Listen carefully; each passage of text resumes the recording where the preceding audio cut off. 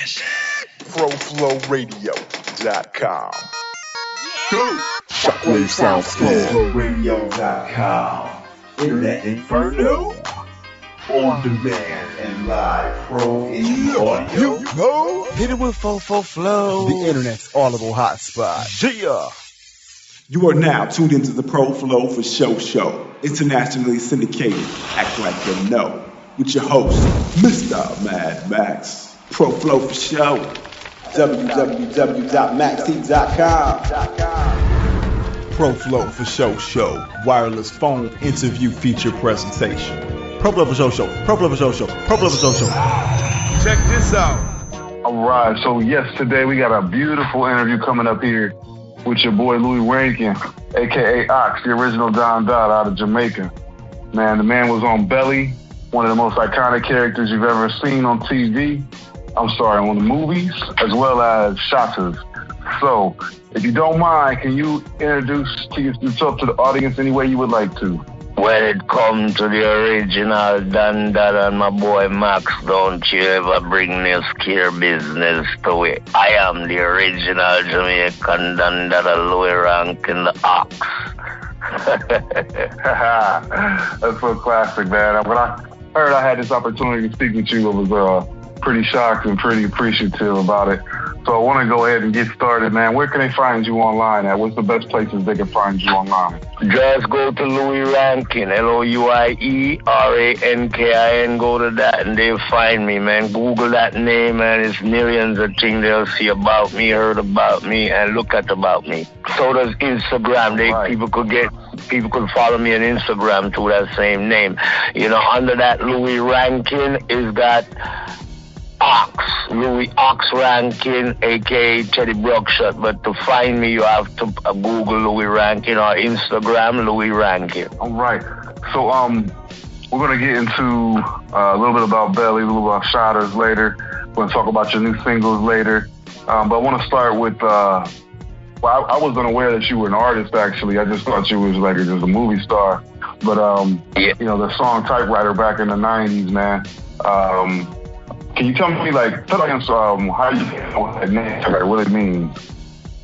Well, Typewriter is something that created from Jamaica. Back in the days, it was a lot of rivals going on. I'm from a place called Rockfort, Kingston, Jamaica, very rough place.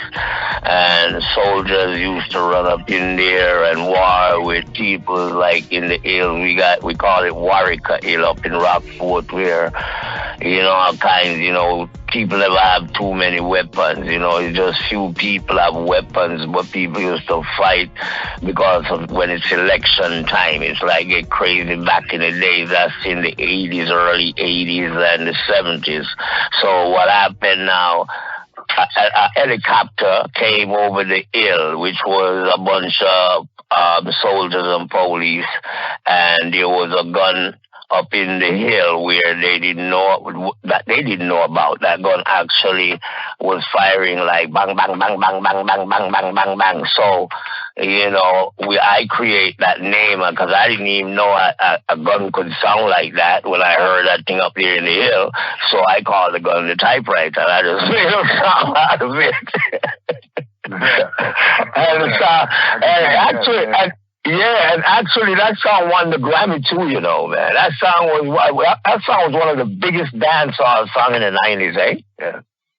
I did that song in America like years after that happened. I was just sitting down thinking about what happened, and I actually wrote the song, you know, after I remember that, because I was real young when that happened. So I just actually wrote the song, man, and then, you know what I mean? It was very big, man. That song was very big. Yeah. All right. So how did you get hooked up with the role for Belly? Actually, Ike Williams came and look for me for that. Actually, they came looking for me. They found me because I think Ike Williams actually wrote that role actually for me to play that role because he knew me. He knew how I am, and I think he see that type of role in me because actually Belly was like, I played like a black Scarface in it. That's what it is like, you know, and I think he see that in me. There's, you know, I know Hype, and I see me, you know, how I do my videos, how I'm in the streets of Brooklyn, and how I go, and he look at me, and he likes my voice, and he likes everything about me, so I think he chooses me. I never actually go to any casting or nothing. They actually came and found me and cast me for that. Watched some of your other interviews, and I've seen that I got to a situation to where you almost missed, like, basically the filming of it because of getting locked up and losing some documents for traveling, man. You know, with it working out, how did you feel about that whole situation?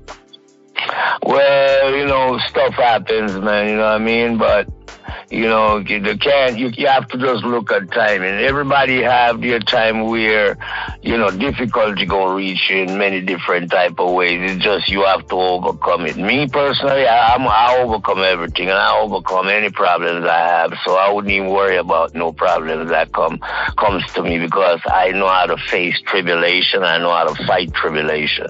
That's what it is, man. You can't watch that. You just have to punch it. You just have to come back and fight again. It's like, this is a game, man. It's like, life is a gamble, and it's a game. So it's like, back in the days, Muhammad Ali, he fights, you know, get knocked out, but he comes back and then punch again, and then he wins, you know what I mean? That's how it goes.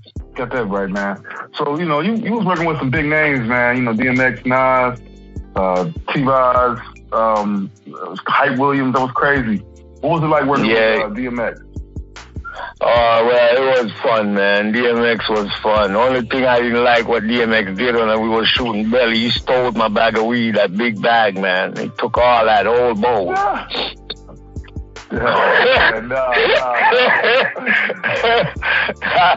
called DMX on the phone. I called him on the phone. I said, yo, X, where is that boat? He said, I got it, but I left you the ones on the road, you know? Nah. That's crazy how that worked, man. It was fun, man. It was fun. Belly was so much fun, man. Yeah. Now, Nas is a pretty sophisticated kind of dude. What was it like working with him? I work with Nas a lot. I just not too long work with Nas. Me, Nas, and DJ Khaled in the Bahamas. We did a video called Nas Album Done. If you look at that video, I'm big in that video with DJ Khaled and Nas. I was like one of the main stars in that video. That's what's up. So is that song gonna be on your album?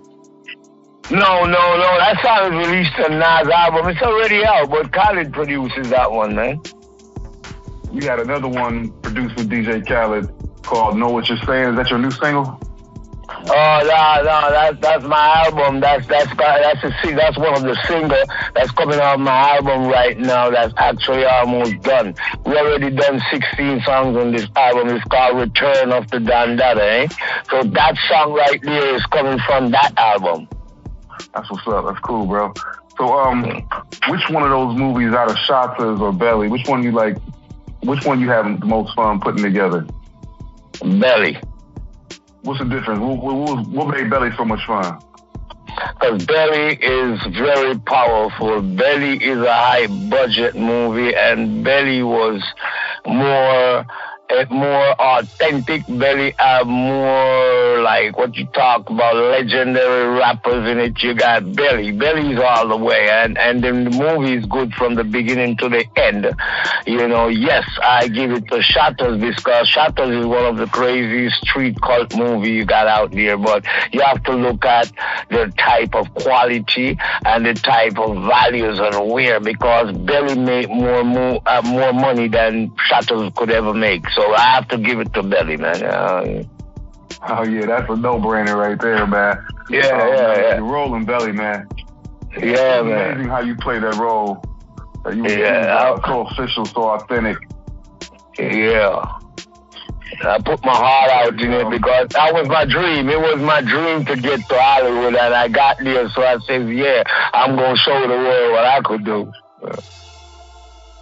Yeah, it was like the character was so vicious, but he was so cool. He was so confident. You know what I'm saying? He's like an OG uncle, you know what I'm saying? You respect him, but you don't mess with him, you know what I'm saying? Yeah. I am the original Jamaican Don Dada. Yeah. So how does it make you feel when you know that you had like one of the most iconic villain roles ever? Man, you know, man, it's like, it gives me cold chills sometimes, but I got over it, though. I got over it. Because, man, when I looked at it, man, I got cold chills. Is that really me, man? So I'm like, you know what I mean? I'm the king. I'm like the king, and it's the world seeing this billions of people, man. So it's like, you know, man, it's a blessing. I gotta say it's a blessing, man. Yeah, it is. I would say the only part about that we don't like is just how he lost his life at the end, you know what I'm saying? But he went out like a G, though, regardless, you know? Yeah, well, that's how it is, especially with Hollywood, man. They don't want to see the Don live. They have to come and create it because it was another way they wanted to get me killed, like blow me the fuck up. Excuse my language. Like blow me up, but blow me up, but what I did, I chose the girl because I figured more or less it would look good if a girl killed me because remember, we all came into this world by a woman. So if a woman take this gang style, this all good with me. So I just accept it. Yeah, I feel that. That's real. That's real, man. So I've seen some interviews and people always seem to want to, get your opinion about other people out here in the world. And then they take your statements and just turn them around and pull their own thought process out of it. And it don't really match what you're trying to say, man. How do you feel about like being misinterpreted, in your interviews?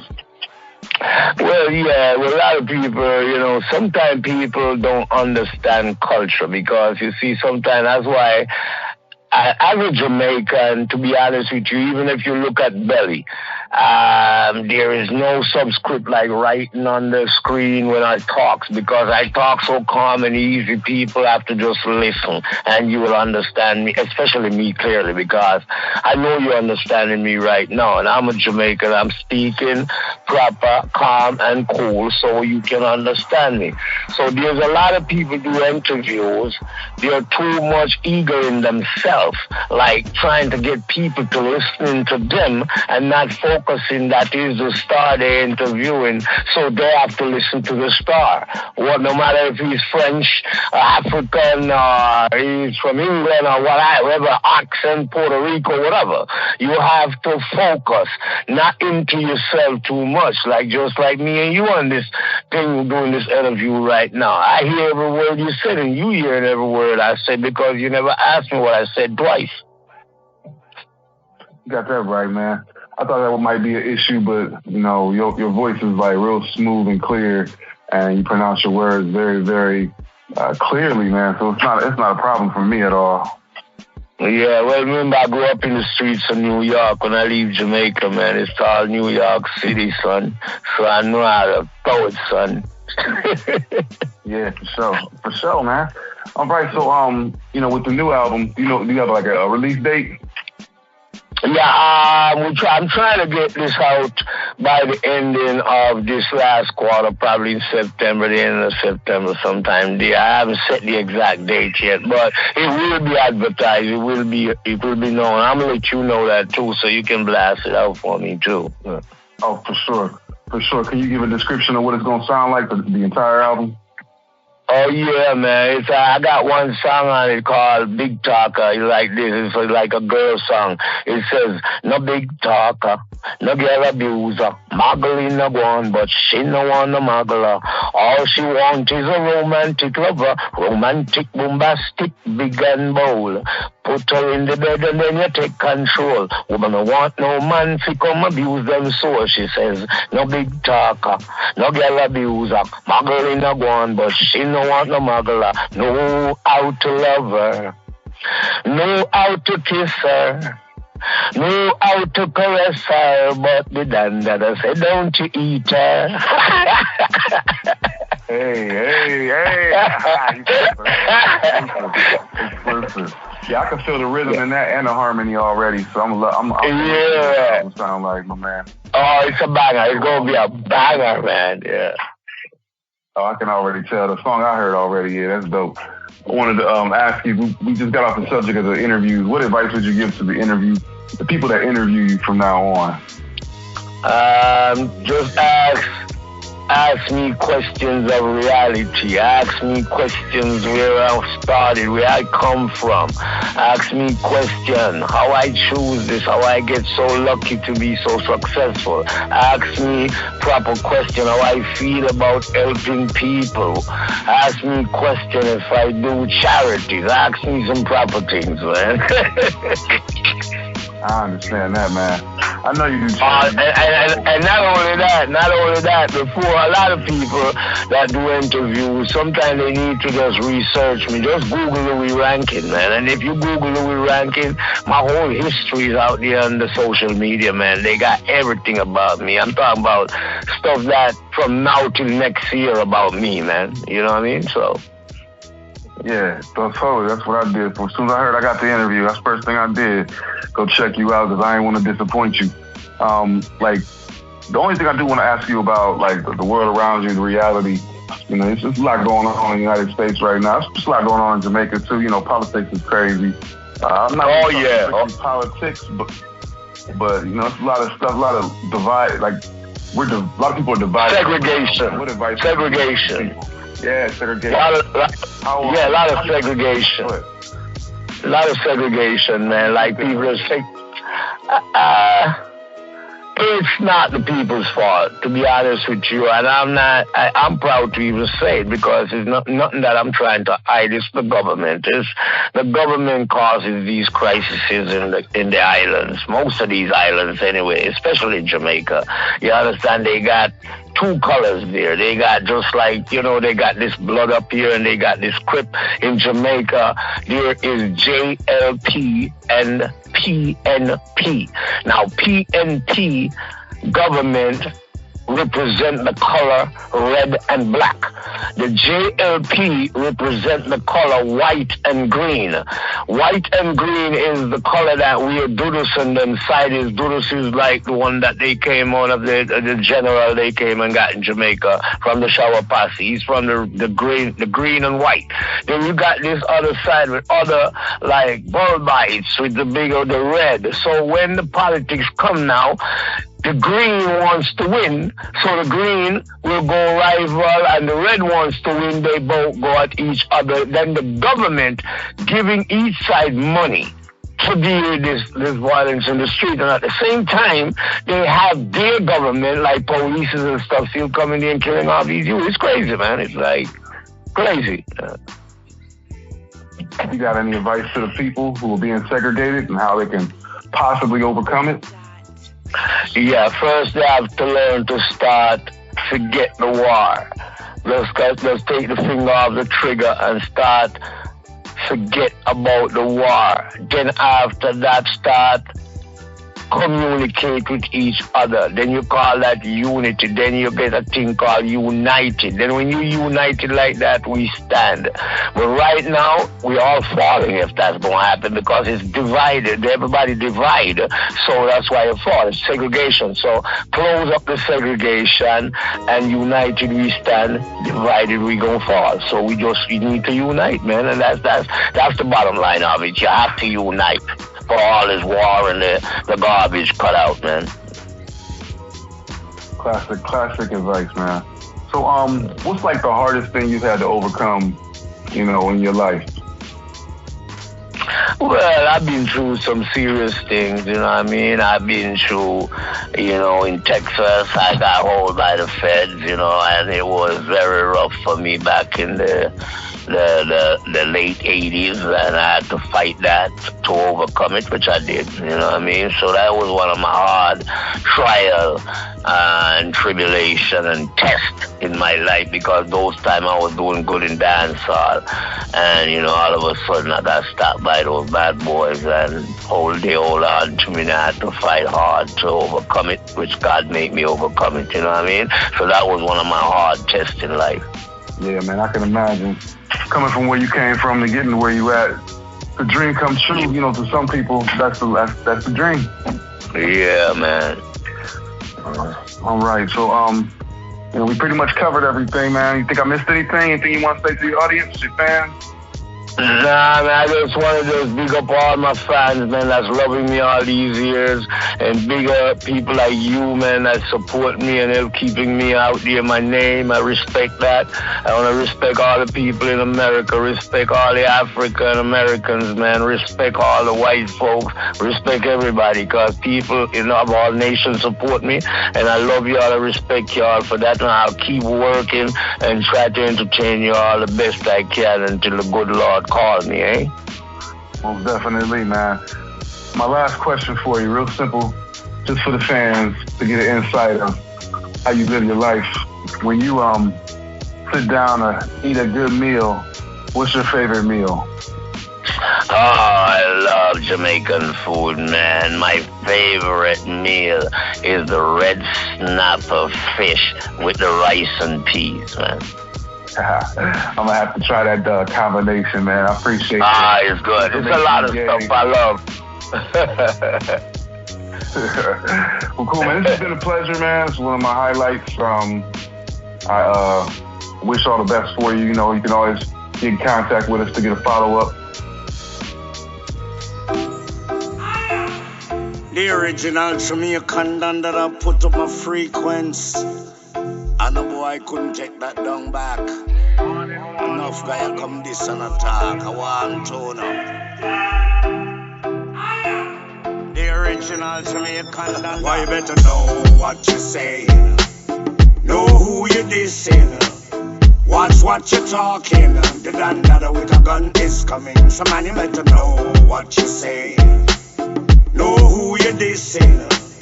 Watch what you're talking. The Don Dada with a gun is coming. Said I was riding through the ghetto with a 45 in my hand. And anything test, my God, I tell you, 6 foot under the sun. So boy, you better know what you say. Know who you dissing. Watch what you're talking. The Don Dada with a gun is coming.